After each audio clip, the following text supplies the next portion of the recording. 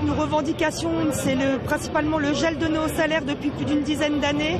Il faut dire que le personnel de santé se sacrifie tous les jours pour pouvoir faire son travail correctement, sachant que nous sommes missionnés pour un service public de qualité. Et dans vos revendications, il y a aussi la pénibilité du travail, c'est ce que vous m'expliquiez. Tout à fait, le travail est de plus en plus pénible à l'heure actuelle. Nous sommes constamment en sous-effectif pour pouvoir prendre en charge nos patients correctement. Vous dénonciez également donc des questions de suicide dans les hôpitaux, tant les conditions de travail sont difficiles. Il faut dire que là, à l'heure actuelle, le personnel de santé est au plus mal. Il est difficile de pouvoir soigner des personnes malades quand nous-mêmes nous souffrons psychologiquement, voire même physiquement, car les pressions que le personnel subit tous les jours au quotidien dans les services de santé a des conséquences sur la santé elle-même du personnel. Et c'est vrai que ces derniers temps, des risques suicides augmentent à l'hôpital. Il y a déjà eu des suicides dans le passé, qu'on ne parle pas, qu'on cache.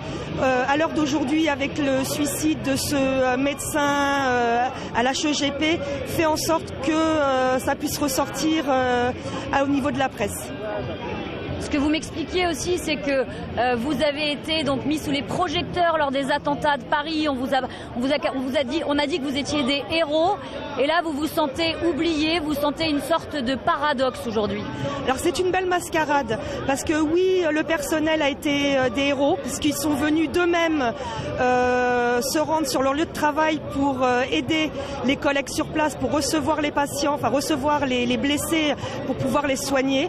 Ils n'ont pas eu besoin d'être appelés à leur domicile, ils se sont rendus d'eux-mêmes, et dès le lendemain, Monsieur Hirsch se rendait encore dans les hôpitaux pour rappeler que la réforme des 35 heures était toujours d'actualité, alors que jusqu'à maintenant, il n'a été signé qu'avec un seul des partenaires syndicaux, et que ce n'est pas l'ensemble de la majorité. Une situation donc de plus en plus étouffante, et vous le ressentez vous-même puisque votre hôpital est menacé de fermeture. Tout à fait. Le début mai, Monsieur Hirsch ainsi que Monsieur Crémieux, qui est le directeur groupe, est venu nous annoncer alors déjà le débaptisement du nom de notre hôpital pour qu'il soit moins connu, ainsi que sa fermeture, alors que c'est un hôpital qui fonctionne, qui fait de l'activité. Je tiens à rappeler que sur la commune de Villiers-le-Bel, c'est un secteur où le soin est défavorisé. Nous sommes dépourvus en hôpital de proximité sur ce secteur, alors que Madame Touraine prône des services de santé. On casse la fonction publique et les hôpitaux de proximité.